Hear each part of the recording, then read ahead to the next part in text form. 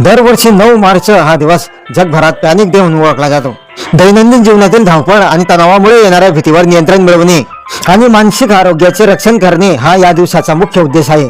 हा दिवस लोकांना आठवण करून देतो की कधी कधी स्वतःला तणावमुक्त करणे आणि शांत राहणे आरोग्यासाठी अत्यंत आवश्यक आहे.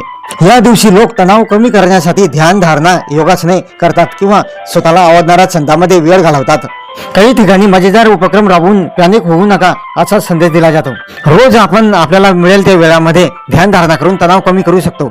9 मार्च नॅशनल बार्बी डे म्हणून साजरा केला जातो, कारण याच दिवशी 9 मार्च 1959 मध्ये याच दिवशी जगातील पहिली बार्बी बाहुली न्यूयॉर्क मधील अमेरिकन इंटरनॅशनल टॉय फेअर मध्ये सादर करण्यात आली होती. बार्बी बाहुलीची निर्मिती रूथ हँडलर यांनी केली होती.